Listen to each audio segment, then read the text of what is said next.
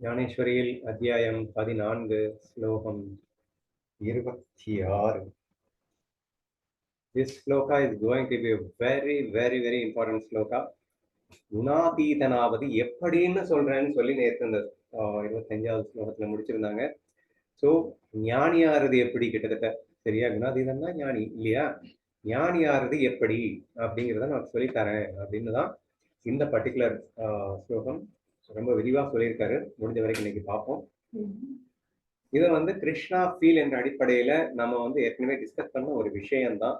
நான் ஏற்கனவே பக்தி அப்படிங்கிறத நம்ம எப்பயுமே நம்ம எப்படி கத்துன்னு இருக்கோம் அப்படின்னு சொன்னா, ஒரு பர்டிகுலர் உருவத்தை அது இறைவன் பார்த்து பக்தி செலுத்துறது அப்படின்னு நம்ம என்னைக்குமே டிஸ்கஸ் பண்ணது கிடையாது. நம்ம பக்தினாலே விஸ்வரூப பக்தி என்றுதான் அழைக்கின்றோம். அப்படின்னா விஸ்வத்தில் உள்ள எல்லா ரூபமாகவும் இருக்கின்றது என் கண்ணனே அல்லது என் ஈஸ்வரனே அல்லது என்ன வேணா வச்சுக்கோங்க, ஒரு கடவுள். பட் அந்த நேம் தான் டிஃப்ரெண்டா இருக்கணும். பட் எல்லாமே ஒண்ணுங்கிற அந்த ஃபீலிங்ல நீங்க பார்க்கணும் அப்படின்னு சொல்லி நம்ம அதுல டிஸ்கஸ் பண்ணியிருக்கோம். சிமிலர்லி அனைத்தும் கண்ணனே என்றால் நான் யார் அப்படிங்கிறத கொஸ்டின் வரும்போது, நானும் அவனின் அங்கம் அப்படிங்கிற அந்த ஃபீலிங்க்கு அட்வான்ஸ்டு கிருஷ்ணா ஃபீல்ல நீங்களும் உங்களே கண்ணனாக, அப்போ எல்லாத்தையும் கண்ணன் பண்றான், எல்லாரையுமே கண்ணன் தான் ஆடுகின்றான், ஆட்டுவிக்கின்றான். இங்கேயும் கூட கண்ணனின் உடல் இது, மனம் இது, புத்தி இது, இது தானாக அவன் ஆட்டுகின்றான், நான் இல்லைன்னு சொல்லிட்டு டோட்டலா நீங்க வெளியில இருந்து இந்த உலகத்தை அனைத்தும் ஒன்றென்ற அந்த தத்துவத்தோடு நீங்கள் பார்த்தீர்கள் என்றால் அதுக்கு பேர் முழுமையான கிருஷ்ணா ஃபீல் என்றுதான் அந்த பக்தி அப்படின்னு நம்ம பேசியிருந்தோம் இல்லையா? ஸோ அந்த பக்தியை அப்படியே நம்ம ஞானதேவரின் வாயிலிருந்து இன்னைக்கு கேட்க போறோம். நான் சொன்ன அந்த கிருஷ்ணா ஃபீல் என்ற பக்தி ஞானதேவரின் வாயில நம்ம படிக்க இருக்கோம். சரியா? இவர் அதை விபச்சாரப்படாத பக்தி அப்படின்ற பேர்ல சொல்லியிருக்காரு.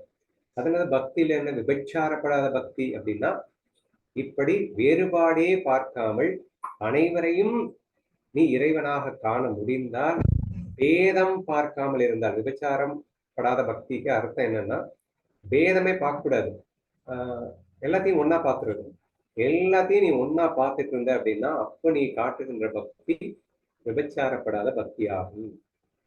அப்படி இல்லாம நீ வேதம் பார்த்துட்டேன்னாலே உன் பக்தி கரெக்ட் ஆயிடுச்சுன்னு வச்சுக்கோ அப்படிங்கிற மாதிரி எக்ஸ்பிளைன் பண்றாரு. குணாதீதனை அடைவதற்கு உண்டான உபாயம். விபச்சாரமற்ற பக்தி யோகத்தை கொண்டு எவன் என்னை சேவித்துக் கொண்டிருப்பானோ அவன் குணங்களை அடக்கி வைக்க சக்தனாகின்றான். விபச்சாரமற்ற அப்படிங்கிறத நம்ம அனன்யமான பக்தி அப்படின்னு கூட எடுத்துக்கலாம். அனன்யமான பக்தி அப்படின்னா என்ன அர்த்தம்? அதாவது ஒரு இஷ்ட தேவதை அப்படின்னு சொல்லிட்டு ஒண்ணு வச்சுக்கிட்டு, திங்கட்கிழமையில இந்த இஷ்ட தேவதை, செவ்வாய்க்கிழமையில எந்த தேவதை, புதன்கிழமையில எந்த தேவதை அப்படின்னு மாத்தி மாத்தி பண்ணிட்டு இருந்தீங்கன்னா அதுக்கு பேர் அனன்ய பக்தி கிடையாது. அப்போ இன்னைக்கு இவரை நம்புறேன், நாளைக்கு அவரை நம்புறேன், நாளைக்கு அவரை நம்புறேன் அப்படிங்கிற மாதிரி ஆயிடும். அப்படி இல்லாம அனன்ய பக்தி அப்படின்னா இருப்பது நீ மட்டும்தான் அப்படிங்கிறதோட மட்டும் இல்லாம இந்த உலகமாகவே இருப்பது நீ மட்டும்தான் சேர்த்து பார்த்துருது. அப்ப என்ன ஆயிடும் அப்படின்னா, அவர்கிட்ட முழுமையான சரணாகத பக்தி இருக்கும், மீதி எல்லார்கிட்டையும் ஆட்டோமேட்டிக்கா அந்த பக்தி உணர்வு இருக்கும். ஆனா ரோலுக்கு ஏத்த மாதிரி நம்ம பிளே பண்ணா கூட பக்தி உணர்வு மிஸ் ஆகாது. எல்லா இடங்களிலும் அவனே இருக்கின்றான். ஏகமான ஒரு பக்தி. அப்ப ரெண்டாவதா இன்னொரு இடத்துல இன்னொன்னு பார்த்தாதானே இன்னொரு பக்தி வர்றதுக்கு. இருக்கிறதே அவன் மட்டும்தான்ட்டா அப்ப ஆட்டோமேட்டிக்கா ஒரே பக்தி, அனன்ய பக்தி ஆட்டோமேட்டிக் ப்ராசஸ் ஆயிடும். இதுவும் அந்த விபச்சாரப்படாத பக்திக்கு இன்னொரு விளக்கமாக எடுத்துக்கொள்ளுங்கள். எவன் அவ்வாறு என்னை சேவித்துக் கொண்டிருப்பானோ அவன் குணங்களை அடக்கி வைக்க சக்தனாகின்றான். அப்ப குணாதீதன் எவன் ஆக முடியும்னா இவனாலதான் ஆக முடியுங்கிறாரு. அதாவது குணங்களில் செயல்படுகின்றன என்று குணங்களினால் சட்டையே செய்யாமல் குணங்கள் என்ன பாடுபடுத்தினாலும் அதனால அசராம ஒருத்தன் இருப்பான் அவன் குணாதீதன் சொல்லி இவ்வளவு நேரம் சொல்லி முடிச்சாரு. அப்படி யாரால முடியும் அப்படின்னா, நீ அனைத்திடத்திலும் என்னை கண்டால், உன் குருவை அல்லது உன் தெய்வத்தை ஒரு வஸ்துவில் மட்டுமல்லாமல் அந்த உலகமாகவே அதுதான் இருக்கிறது என்று உன்னால் உணர முடிந்தால் அப்போ குணங்கள் உன்னை எதுவும் செய்யாது. ஏன் செய்யாதுன்னா குணங்களையும் அங்க ஒப்படைச்சிட்டான்னு அர்த்தம். சரியா? எல்லாத்தையுமே கருணா பார்க்கும்போது இந்த உடம்பையும் கருணா பார்த்துட்டான், உடம்புக்குள்ள இருக்க குணங்களையும் கருணா பார்த்துட்டான், இங்க இயக்குறதே நான் இல்ல கண்ணன்னு பார்த்துட்டான். அப்போ குணங்களை அடக்கி வைக்க சக்தனாகின்றான்னா குணங்களை அடக்கிட்டு தான் சக்தியோட தான் யார் இருக்கா? ஈஸ்வரன் ஆட்டிக்கொண்டிருக்கின்றான். ஒட்டுமொத்த உலகத்தில் உள்ள எல்லா குணங்களையும் ஒரு காவலனாக அவன் ரட்சித்துக் கொண்டிருக்கின்றான். ஏன்னா அவன் ஒரு தமசில ரஜசில வில்லன் அதுன்னு இஷ்டத்துக்கு போயிட்டு இருந்ததுன்னா எப்படி இந்த உலகம் கட்டுக்கோப்பா இயங்கிட்டு இருக்கு அப்படின்னா ஈஸ்வரன் பரிபாலனம் செய்து கொண்டிருக்கிறார். அந்த குணங்களை எல்லாம் ஆட்டிக்கொண்டிருப்பதால்.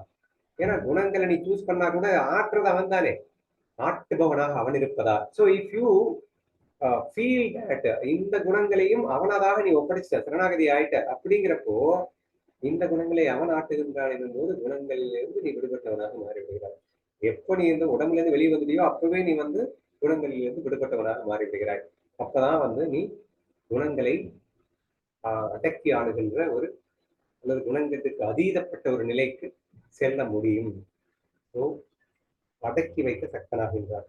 ஆனால் நான் எவன் என்றும் பக்தி என்பது வகைப்பட்டது என்றும் விபச்சாரமற்ற பக்தி என்பது வகைப்பட்டது என்றும் நிச்சயமாக தெரிந்து கொள்வது அவசியமாகிறது அல்லவா? அவற்றை விளங்க செய்திருக்கேன். ரொம்ப டீட்டெயிலா அவரே எக்ஸ்பிளைன் பண்ண போறாரு. அது என்னது விபச்சாரமற்ற பக்தி அப்படின்னா என்ன? கவலைப்படாது, நான் சொல்றேன். பக்தினா என்ன, அதுல விபச்சாரப்படாத பக்தினா என்ன அப்படிங்கிறத ரொம்ப டீட்டெயிலா நானே எக்ஸ்பிளைன் பண்றேன். நீ பொறுமையா கேள்றா போதும் அப்படின்னு சொல்லி ஆரம்பிக்கிறாரு.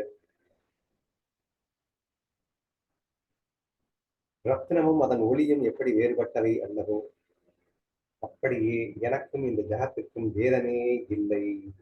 ஒரு வெரி ஃபர்ஸ்ட் பாயிண்ட்லயே பிரேக் பண்ணிடுறாரு. ரத்னமும் அதன் ஒளியும் எப்படி வேறுபட்டவை ஆகாது. ஒரு ரத்னம் இருக்குங்க, ஆனா அதுல ஜொலிக்கவே இல்லைன்னு வச்சுக்கோங்க. வெளியே குவாலிட்டி சார் ரத்னா ரத்னம்னு நீங்க சொல்லுவீங்களா? அல்லது அந்த ஜொலிப்பை பார்க்கும் போது இது ரத்னம் தான் அப்படின்னு நம்மளால புரிஞ்சுக்க முடியுது இல்ல. ரத்னத்தின் ஒளிதான் இப்படி ஜொலிக்கும் என்று புரிந்து கொள்ள முடிகிறதா? It is extremely difficult to differentiate between the Ratna and Ratna ஒளி. சூரியன், சூரிய கிரகணம், சாரி சூரிய கதிர்கள். சூரியன் வேற, சூரிய கதிர்கள் வேறன்னு எப்படி சொல்றது? சூரியன் இருக்கிற வரைக்கும் கதிர்கள் இருக்கத்தான் செய்யும். கதிர்கள் தான் சூரியன், சூரியன் தான் கதிர்கள். அது சூரியனுடைய அவுட்கமாக, வெளிப்பாடாக, ப்ரொஜெக்ஷனாக கதிர்கள் இருக்கு இல்லையா? சூரியன் எங்க இருக்கான்? எங்கேயும் இருக்கு. ஆனா இப்ப எனக்கு சுத்தி சூரியன் இருக்கு. இந்த சென்ஸ் தட் லைட்டிங் இருக்கு. அந்த கதிர்கள் தான் எனக்கு வெளிச்சத்தை கொடுத்துட்டு இருக்கு. இப்ப நான் நீங்க பார்த்துட்டு இருக்கீங்க அப்படின்னா எந்த லைட்டும் நான் வந்து டியூப் லைட்லாம் ஆன் பண்ணலாமா? ஸோ பகல்ல தான் உட்காந்து ஜன்னல் வெளிச்சத்தை தான் நீங்க பார்த்துட்டு இருக்கீங்க. சரியா? இந்த வெளிச்சத்தை கொடுத்தது யாரு? எங்கேயோ இருக்கானே பல மைல் தூரத்திற்கு அப்பால். அவன் என்னை சுற்றி உட்கார்ந்திருப்பதால் தானே எனக்கு என்னை நீங்கள் காண முடிகிறது. அவன் பல மைல் தூரத்துக்கு அப்பால் இருக்கான்ப்பா. அவன் எப்படிப்பா உன் பக்கத்துல இருக்க முடியும் அப்படின்னு நீங்க சொல்றீங்களா?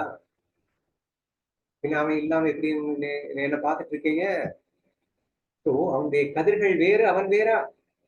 அவனுடைய கதிர்கள் என் மட்டும் வந்து கொண்டுதானே இருக்கிறது. அப்போ இங்க என்னை சுற்றி உள்ள சூரிய கதிர்களையும் சூரியனையும் உங்களால் பிரிக்க முடியுமா? அப்படி என்னையும் கண்ணன் சொல்றான், ஈஸ்வரன் சொல்றான், என்னையும் இந்த ஜகத்தையும் பிரிக்க முடியாது. அவன் புரிஞ்சுக்கிறானோ அவன் தான் குணங்களை அடக்கி வைக்க சக்தனாக இருக்கின்றான் அப்படின்னு சொல்லியிருக்கான். சரியா? சோ புரிஞ்சுக்க வேண்டியது என்ன? கண்ணனே, ஈஸ்வரனே,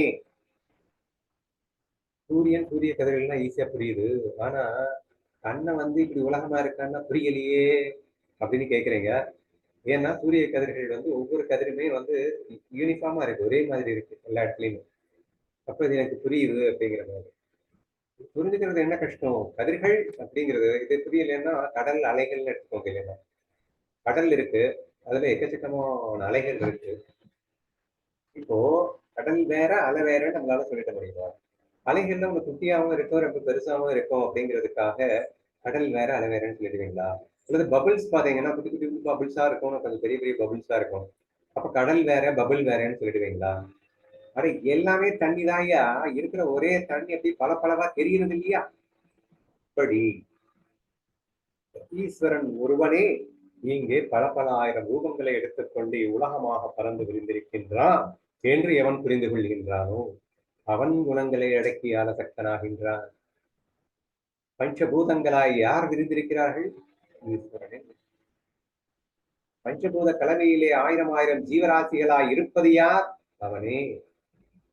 இப்படி எவன் ஒருவன் புரிந்து கொள்ளுகின்றானோ அவனே குணங்களை அடக்கி ஆளத்தக்கதாகின்றான். இப்ப விபச்சாரப்படாத பக்தியை யாரால செய்ய முடியும்னா ஒன்னஸ் ஃபீலுக்குள்ள எவனால வர முடியுதோ அவனால்தான் சொல்ல முடியும். உண்மையான பிரேமை என்பது உன்னஸ் ஃபீல்ட் இருக்கும்போது மட்டும்தான் வரும் என்று சொன்னோம். ஏனென்றால் love is equal to love all என்று நம்ம ஏற்கனவே நல்லாவே புரிந்து வச்சிருக்கோம். ஒரு தாய் தன் மகனிடம் காட்டுகின்ற அன்பு அன்பாகாது, ஏனென்றால் அது குழந்தையிடம் மட்டும்தான் காட்டிக் கொண்டிருக்கிறது. ஆனால் அந்த குழந்தையிடம் காட்டுகின்ற அதே அன்பை உலகத்தில் உள்ள அத்தனை பேரிடம் எப்போது காட்டுகின்றாலோ அதுதான் உண்மையான பிரேமை என்று நாம் சொல்லி இருக்கின்றோம் அல்லவா? அது எப்ப முடியும்? எப்ப முடியும்னா அவன் குழந்தைய மட்டும் நீயா பார்த்தா போதுமா? உலகத்தையே நீயா பார்க்க வேணாமா? அல்லது கண்ணனா பாரு. நீயா பார்க்கறது புரியலைன்னா கண்ணனா பாரு. ஸோ அனைத்தையும் ஒன்றாக கண்ணனாக பார்க்கும்போது உங்களது பிரேமை அனைத்திற்கும் சம பாவனையோடு செல்கிறது. அதற்கு பெயர் தான் உண்மையான பிரேமை, அதற்கு பெயர் தான் உண்மையான பக்தி என்று இதுதான் விபச்சார அதாவது பக்தி அப்படிங்கிறதுக்கு எக்ஸ்பிளனேஷன் கொடுக்குறாங்க. எக்ஸாம்பிள்ஸ் நிறைய இருக்கு, படிக்கிறவங்க. திரவத்தன்மையே ஜலமாகுதல் போலே, அவகாசமே ஆகாசம் ஆதல் போலே, தித்திப்பே சர்க்கரையாவது போலே, நெருப்பே ஜுவாலையாவது போலே, கள்ளங்களே தாமரை பூ ஆதல் போலே. போய்கிட்டே இருக்கு. பார்ப்போம்.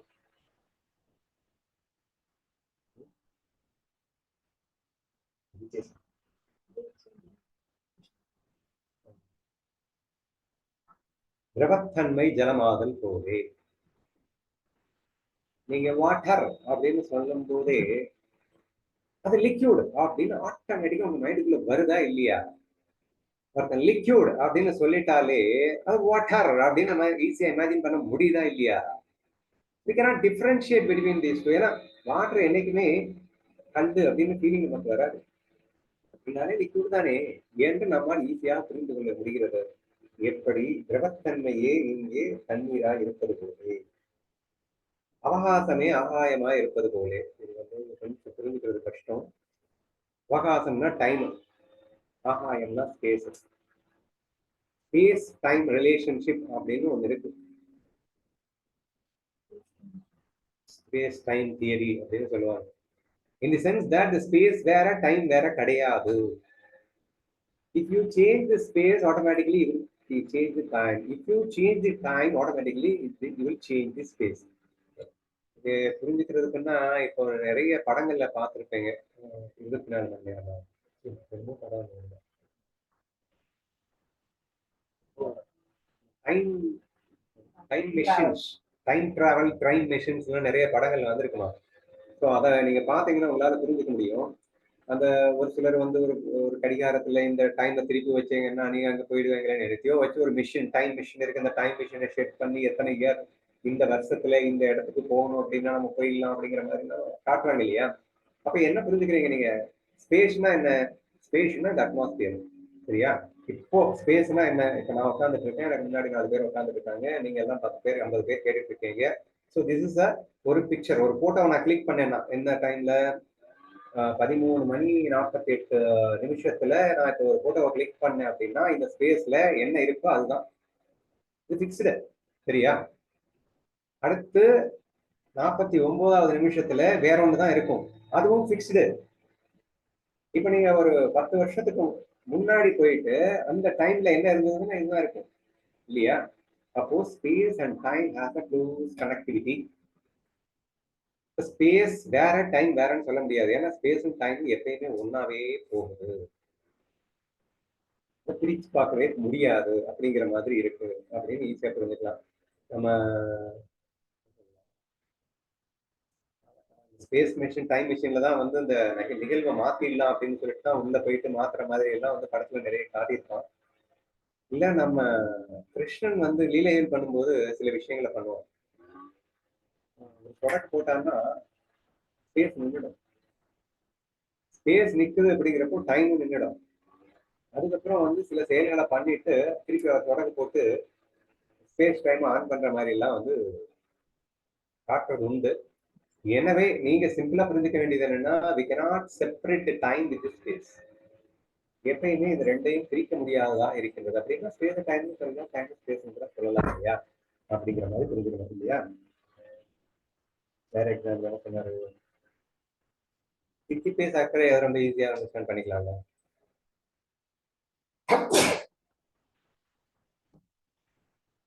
சர்க்கரைன்னு சொல்லிட்டு உங்க கையில ஏதாவது கொடுக்குறாங்க, அதை எங்க கையில வாங்கும் போதே நீங்க என்ன ஃபீல் பண்ணுவீங்கன்னா, ஸ்வீட் அப்படிங்கிற ஃபீலிங் ஆட்டோமேட்டிக்கா வரும். நீங்க உள்ள போட்டு அது ஸ்வீட் தெரியலடே, என்ன சர்க்கரைன்னு சொன்னீங்க, சர்க்கரையே இல்லை அப்படின்னு ஈஸியா சொல்ல முடியுது. ஏன் அப்படின்னா தித்திப்பு இல்லைன்னா அது பேர் சர்க்கரையே இல்லை. தித்திப்பே சர்க்கரை ஆவது போலே. தித்திப்பு, தித்திப்பு அப்படிங்கிறது என்னது? ஒரு ஸ்டேட். அதுவே ஒரு ரூபத்தை எடுத்துட்டு வந்துருச்சு. தித்திப்புக்கு வந்து ரூபமே கிடையாது இல்லையா? How could you explain the sweetness? Sweetness is a feel. It is a something சூட்சமா இருக்கக்கூடிய ஒரு விஷயம். அதுக்கு ஸ்தூலமா வடிவம் கொடுக்கறது யாருன்னா சக்கரை கொடுக்குது இல்லையா? அந்த மாதிரிதான் ஈஸ்வரன். ஈஸ்வரன் சூட்சமா இருக்கான். ஆனா அவனே வடிவம் எடுத்து உலகமா வருகின்றான். இப்ப நீ உலகத்தை பார்த்த உடனே அது ஈஸ்வரன், அந்த சூட்சமத்துல இருக்கக்கூடிய அந்த ஈஸ்வரனை புரிஞ்சுக்கணும். எப்படி சர்க்கரையை பார்த்த உடனேயே அது ஸ்வீட்னஸ்ன்னு உன் கண்ணுக்கு தெரியுதா? ஸ்வீட்னஸ் உன் காதுக்கு தெரியுமா? ஸ்வீட்னஸ் உன் நாக்குல வச்சதுக்கு அப்புறம் தெரியும் ஸ்வீட்னஸ். பார்த்த உடனே தெரியுமா ஸ்வீட்னஸ்? ஒண்ணுமே தெரியாது. ஸ்தூலமா எதையும் பாக்குற, ஆனா அது ஸ்வீட் தான் அப்படின்றத நம்ம புரிஞ்சுக்கிற மாதிரி இந்த உலகத்தை பார்த்த உடனேயே அது ஈஸ்வரன். ஏன்னா ஈஸ்வரன் ஒருவன் தான், அவன் தான் எல்லாமா உருமாற முடியும். அவன் தன்னுடைய சக்தியை கொண்டு உலகமாக விரிந்திருக்கின்றான் என்று நீ ஈஸ்வரனை காண வேண்டும் அப்படின்னு. நெருப்பை ஜுவாலை ஆவது போலே. நெருப்பு, ஜுவாலை, ஹீட்டு. ஹீட்டு வேற, நெருப்பு வேறன்னு சொல்லிட முடியுமா? இல்லையா? ஹீட் அப்படின்னா என்ன அர்த்தம்? சக்கரை மாதிரி, சாரி தித்திப்பு மாதிரி. ஹீட்டுன்னா நீங்க ஃபீல் பண்ணிக்கதான் முடியும். பயங்கர ஹாட்டா இருந்தது, அப்படியா ஹாட், ஒரு ஃபீலிங் தான், காட்ட முடியாது. ஹாட் எப்படி இருக்கும், கோல்டு எப்படி இருக்கும் காட்ட முடியுமா? -60 degrees இருந்தா கூட you cannot see the coldness, but you can feel the coldness. இல்லையா? ஃபீல் பண்ணதான் முடியும் கோல்ட்னஸ், காட்டலாம் முடியாது. அந்த மாதிரி ஈஸ்வரனை நம்ம பார்க்க முடியாது, பட் யூ ஷுட் ஃபீல். ஆனா கோல்ட்னஸ் வந்த உடனேயே இது வந்து கோல்ட்னஸ் தான், இப்ப நமக்கு இந்த கோல்டா வந்திருக்கு. அந்த மாதிரி இந்த உலகத்தை பார்க்கும்போது ஈஸ்வரன் தான் இந்த உலகமா விரிஞ்சிருக்காங்க அப்படின்னு புரிஞ்சுக்கணும். பழங்களே தாமரை பூ ஆதல் போலே.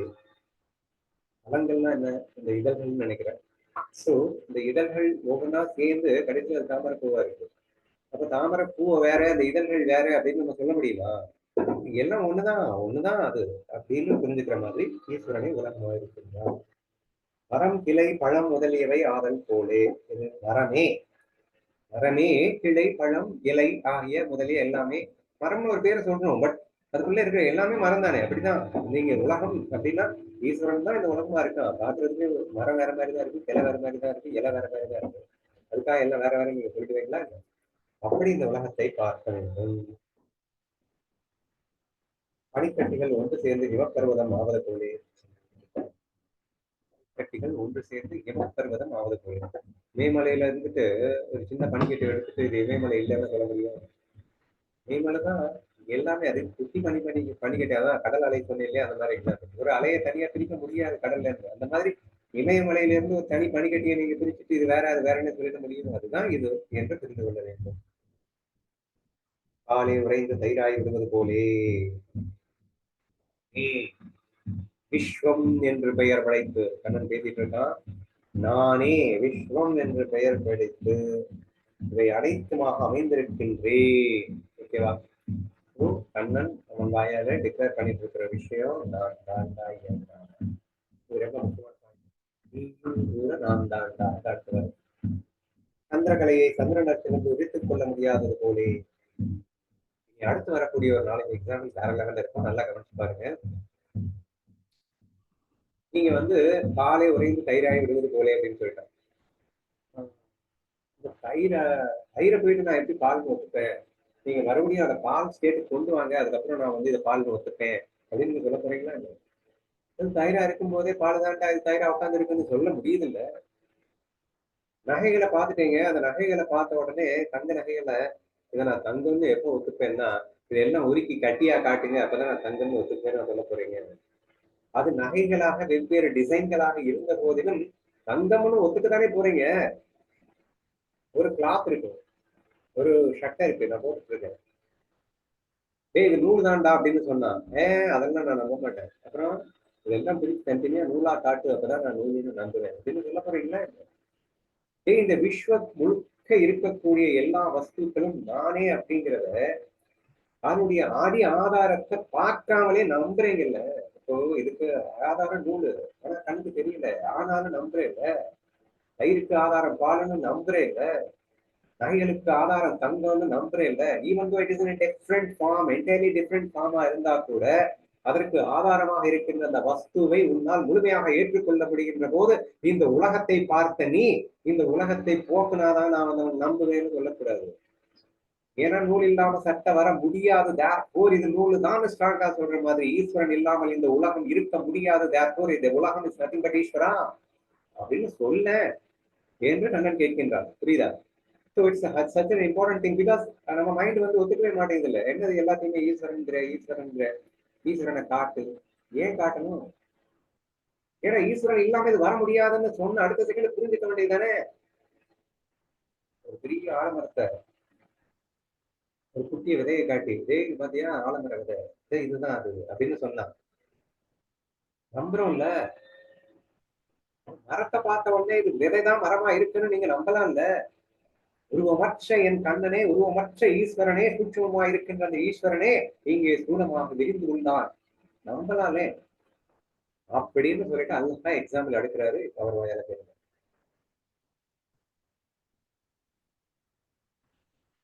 நெய் உறைந்து உருக்கப்படாமல் இருக்கும் போது நெய்யாகவே இருப்பது போலே. அதாவது நெய்யினாலே பொதுவாக லிக்விட் அப்படின்னு தான் நம்ம சொல்லுவோம். ஆனா கொஞ்ச நேரம் கழிச்சு பாத்தீங்கன்னா அது கட்டியாயிடும், நெய் கட்டியாயிடும். நெய்யை கொண்டு வந்து வாங்க அப்படின்னு சொன்ன உடனே நீங்க கட்டி யாராவது கொண்டு போனீங்கன்னா இதை நான் நம்ப மாட்டேன், இதை நெய்யை நான் எப்படி ஏத்துக்கிறேன், இதை நீங்க போயிட்டு உருக்கி அதை லிக்விடா காட்டுங்க, அதுக்கப்புறம் தான் நான் நம்புவேன் நீங்க சொல்ல போறீங்க. சொல்ல போறது இல்ல. நெய் உருக்கப்படாமல் அது கட்டியாக இருக்கும் போதே அதை நெய் என்று நீ புரிந்து கொள்கிறாய் அல்லவா? First example. ஓகே. தங்க காப்பு உருக்கப்படாமல் இருக்கும் போது தங்கமாகவே இருக்கிறது போதே. ஒரு நகைகள் எக்ஸாம்பிள் நான் சொன்னேன் இல்லையா? ஒரு தங்க காப்பு இருக்கு, அந்த தங்க காப்பை உருக்கி நீங்க வந்து கட்டியா காட்டுங்க, அப்பதான் நான் தங்கம் நம்புவேன் அப்படின்னு சொல்ல போறீங்களா?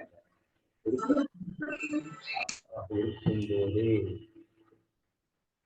நீங்கள் தங்கம் என்று நம்புவது போதே. வஸ்திரம் நூல் நூலாய் பிரித்து வைக்கப்படாமல் இருக்கும் போது நூலாகவே இருப்பது போதே. இது நூல் நூலா நீங்க பிரித்து வச்சாதான் நூல்னு சொல்ல போறீங்களா? அது சட்டையா இருந்தாலும் நூலு தான்ப்பா இது அப்படின்னு புரிஞ்சுக்கிறீங்கல்ல. குடம் பொடி செய்யப்படாமல் இருக்கும் போதும் மண்ணே போல. ஒரு மண் சட்டி,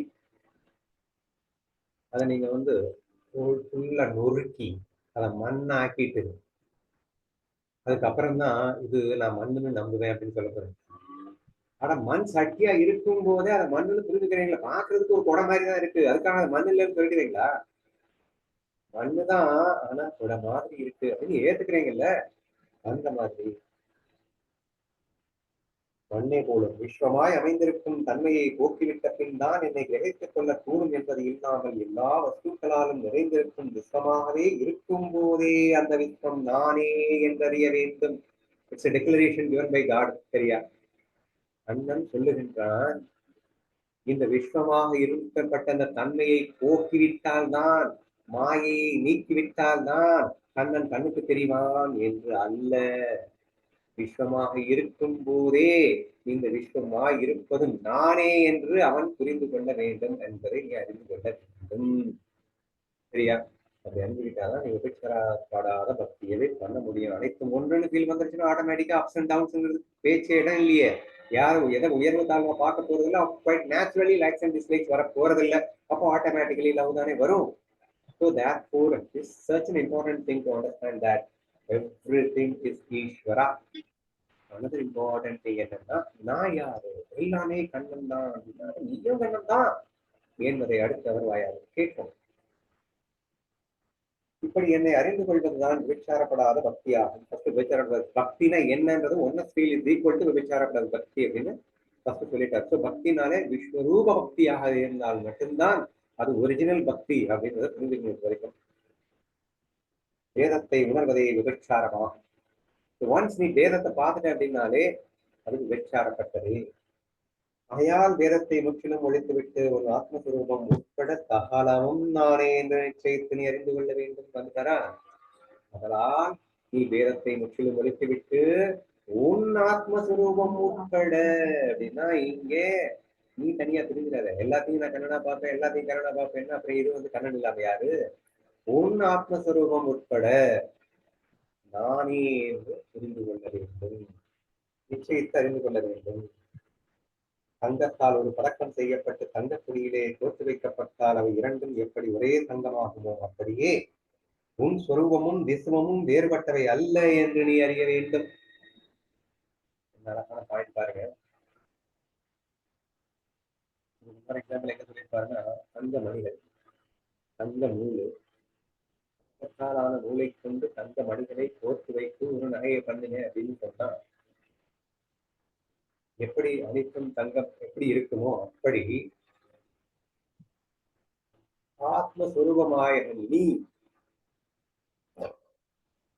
என்ன சொல்லிட்டாரு? எல்லாத்தையும் கண்ணனா பார்க்க சொன்னாரு, எல்லாத்தையும் ஈஸ்வரனா பார்க்க சொன்னாரு. அதுக்கப்புறம் இதை வேணா பார்க்க சொன்னாரு, உன் ஆத்மஸ்வரூபம் உட்பட நானே என்ன அறிய வேண்டும் சொல்லிட்டாரு. அப்போ நான் எப்படி பார்க்கணும்? இதுவும் கண்ணனேன்னு பார்க்கணும். இது கண்ணன் ஆயிடுச்சு அப்படின்னு சொன்னா விஸ்வம் முழுவதும் இருப்பது என்ன? நான் கூட சொல்லலாம்ல. ஏன்னா என் உள் இருக்கின்ற அது ஆத்மஸ்வரூபமே இது உலகமாய் விரிந்தது, அதுவே நானாய் விரிந்தது. அப்ப அனைத்தும் தன்னன்னு சொன்ன பற்றி, அனைத்தும் நான் சொன்ன பற்றி. Once you have merged with the Krishna, then you can use the word called I am all அப்படின்னு கூட சொல்லலாம். அனைத்தும் கண்ணன் கண்ணன் சொல்லிக்கிட்டே வந்தவர் கடைசியில நீ மெர்ஜ் ஆனதுக்கு அப்புறம் ஃபர்ஸ்ட் எல்லாத்தையும் கண்ணனா பார்த்தான், அப்புறம் தன்னையும் கண்ணனாக கண்டான்.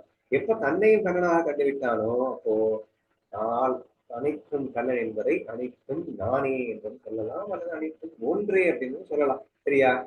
அதுதான் இங்க சொல்லியிருக்காரு. தங்கக்குடியில் சேர்த்து வைக்கப்பட்டவையால் இரண்டும் தங்க பெருசு அல்லது தங்க நூறு வச்சுக்கோங்க, இரண்டும் எப்படி ஒரே தங்கமாகுமோ அப்படியே உன் ஸ்வரூபமும் விஸ்வமும் வேறுபட்டவை அல்லன்னு வந்தாருக்கும். விஸ்வமும் நானும் வேறுபட்டவை அல்லன்னாரு. இவ்வளவு நேரம் என்ன சொல்லிட்டு இருந்தா கண்ணன், இந்த விஸ்வத்தையும் தனியாக பிரித்து பார்க்காதே பார்க்காதே அப்படின்னு சொல்லிட்டு வந்தவரு இப்போ உன் ஸ்வரூபமும் விஸ்வமும் ஒன்றேன்னு பாரு. தானே? அனைத்தும் கண்ணன் வரும்போது ஆட்டோமேட்டிக்கா அனைத்தும் நான் பார்க்கறது ஒன்றும் கஷ்டம் இல்லை இல்லையா? ஸோ விஸ்வமும் உன் ஸ்வரூபமும் விஸ்வமும் வேறுபட்டவை அல்ல எப்படி அறிய வேண்டும்? சூரியனுடைய அம்சமாய் சூரியனிடத்திலிருந்து புறப்பட்டு சூரியனோடு ஒட்டி கொண்டிருக்கும் சூரிய கிரணத்தை போலே விஸ்வம் என்னுடைய சொரூபத்தை விட்டு வேறுபட்டவை அல்லவென்று உனக்கு ஞானம் ஏற்பட வேண்டும். இன்னும் சிம்பிளா சொல்லிட்டாரு. சூரிய கிரணம் வந்து கோடிக்கணக்கான கிரணங்கள் வந்து உலகம் உள்ள பரவி இருக்கு. அப்போ ஒரு கிரணத்துக்கும் இன்னொரு கிரணத்துக்கும் வந்து வேற வேறன்னு சொல்ல முடியுமா? அப்போ நான் இந்த சூரியன் அப்படிங்கிறது ஆத்மா, அதுல இருந்து இந்த உலகமா பிரிஞ்சு வந்தேன். ஒவ்வொரு உருவமும் ஒரு ஒரு சூரிய கிரணம் மாதிரி வச்சுக்கோங்க. அப்ப நான் என்ன ஃபீல் பண்ணணும்? நானும் கண்ணன் தான், அதுவும் கண்ணன் தான் ஃபீல் பண்ணணும். அப்ப அனைத்தும் விஸ்வமாக, அனைத்து விஸ்வத்தில் அனைத்தும் கண்ணனாக கண்ட மாத்திரத்திலே அதுவும் நான் இதுவும் நான் என்று சொல்லுதலும் இங்கே ஆட்டோமேட்டிக் பாஸ் ஆகி விடுகிறது. ஏனென்றால் அந்த சூரிய கிரணம் தான் உலகமா இருக்கிறது. இன்ஃபேக்ட் ஒன் ஆஃப் தி சூரிய கிரணம் தான், சாரி கிரணம் உள்ள கதிர், கதிர் தான் நானு அப்படின்னு சேர்ந்து புரிஞ்சுக்கோங்க. சரியா? பூமியின் மேல் இருக்கும் சிறு தூளிக்கும் பூமிக்கும் இமாச்சலத்திற்கும் அதன் மேல் உள்ள சிறு பனிக்கட்டிக்கும் ரூபபேதம் இல்லாதது. ஆக்சுவலா பார்த்தா பூமி அப்படிங்கிறது எவ்வளவு பெருசுன்றதை இமேஜினே உங்களால பண்ண முடியாது. சரியா? அது காத்து அடிச்ச உடனே அதுல இருந்து ஒரு சின்ன பூமி துகள் வந்து அப்படியே மேல காத்துல பறக்குது, தூசி பறக்குது. சரியா? will you able to find any difference between the தூசி and பூமி? இந்த பூமி வேற தூசி வேறன்னு சொல்ல முடியுமான்னு கேட்கிறாருங்க. பூமியிலிருந்து ஒரு சிறு தூசி தான் பறந்து மேலே சென்றது.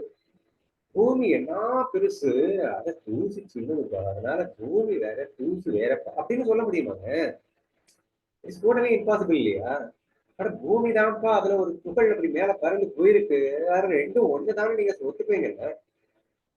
அங்க கட்டி இவ்வளவு இருக்கு, 1 கிராம் தங்கம் இங்க தனியா இருக்கு. இங்க 1 கிராம் தங்கம் இருக்கு, இங்க 1 கிலோ தங்கம் இருக்கு அப்படிங்கிறதுக்காக இங்க 2 வேற வேற நீங்க சொல்லிடுவீங்களா? இப்போ பூமியில் நிறை அதிகமாக இருக்கிறது, தூசின் நிறை கம்மியாக இருக்கிறது என்பதற்காக 2 வேறு வேறு ஆகிவிடுமா? கேட்கிறார். ஹிமாச்சலத்துக்கும் அதில் மேலுள்ள சிறு பனிக்கட்டிக்கும் சிறு வேறு இல்லாதது போல same thing. Another example with ice. சரியா? பூமிக்கு சொன்ன மாதிரி இமயமலை அப்கோர்ஸ் வெரி பிக். பட் ஒரு சிறு பனிக்கட்டி அதுக்கு மேல உள்ளது குட்டி பனிக்கட்டி. அந்த பனிக்கட்டி வேற, அந்த இமயமலை எல்லா குட்டி பனிக்கட்டி சேர்ந்துதாங்க அந்த இமயமலையாவே உட்கார்ந்துருக்கு. So therefore you cannot differentiate between the சின்ன பனிக்கட்டி இமயமலை வேற வேற சொல்ல முடியாது. இதுதான் சொல்லிட்டு இருக்காரு. நம்ம வந்து தூசுதான். அந்த ஈஸ்வரனுக்கு முன்னாடி நம்ம ஒரு தூசுதான், நீங்க ஒரு தூசுதான், இவன் ஒரு தூசுதான். ஈஸ்வரன் நானும் ஒண்ணுன்னு புரிஞ்சு விட்டதுக்கு அப்புறமா அது தூசுன்னு சொல்லிட்டு நீங்க பிரிக்க முடியாது இல்லையா? சின்னதா இருக்கு வேறையா இருக்குன்னு பிரிக்க முடியாது இல்லையா? ஏன்னா ஒன்னேதான், அதுவேதான் இப்படி எல்லாமாக இருக்கின்றது என்ற ஒன்றை புரிந்து கொள்ளும் போது வேதம் இல்லாமல் நீங்கள் பார்க்க வேண்டும் என்பதற்காக வேதம் இருக்குதான். மண்ணு சக்தி வேதம் தானே. ஆனா வேதம் இல்ல இல்ல. தங்கம் நகைகள் வேதம் தான். பட் தேர் இஸ் நோ வேதங்க. If you look at the base, நீ பேஸ பார்த்தா வேதத்தை பார்க்க முடியாது. ஆழத்தை பார்த்தா, அடிப்படையை பார்த்தா அங்கே வேதம் தெரியாது. நீ அதை பாரு.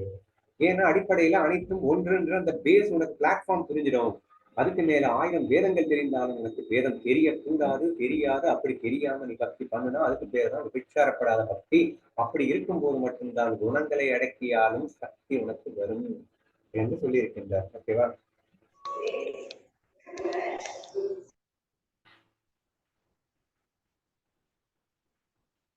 நான் இருந்து கொண்டிருக்கிறேன் சொரூபத்தில் சொரூப பேதம் இல்லாத போல ஈஸ்வரனுடைய சொரூபத்தில் நான் இருந்து கொண்டிருக்கிறேன் என்று ஒருவன் உணர வேண்டும். ஈஸ்வரன் வேற நான் வேற ஃபீல் பண்ணக்கூடாது. கண்ணன் வேற நான் வேற நினைக்கூடாது. சமுத்திரத்தின் அலை எவ்வளவு சிறியதாக இருந்தாலும் சமுத்திரத்தை வேறு ஆகாதது போலே சொன்ன கடல் அலை எக்ஸாம்பிள் வந்துச்சு. நான் ஈஸ்வரனை விட்டு வேறுபடாதவனாய் ஈஸ்வர சுரூபத்தில் இருந்து கொண்டிருக்கிறேன் என்று இப்படி சமரசப்பட்ட ஒரு திருஷ்டி ஒருவனுக்கு ஏற்பட்டதானால் அவன் புத்தி நிலையையே பக்தி என்றும் மோட்சமான ஞானம் என்றும் யோகத்தின் சர்வாம்சம் என்றும் நான் சொல்வேன். To those who have a strong and a complete understanding, நான் சொன்ன அந்த விஷயத்தை எவன் நல்லா புரிஞ்சுக்கிறானோ அதுக்கு பேர் தான்டா பக்தி, அதுக்கு பேர் தான்டா ஞானம், அதுக்கு பேர் தான்டா யோகம் அப்படின்னு கண்ணன் அடித்து சொல்றான். யோகத்தின் சர்வாம்சம் என்று நான் சொல்லுவேன் என்று இன்னும் செல்லுகின்றது நாளை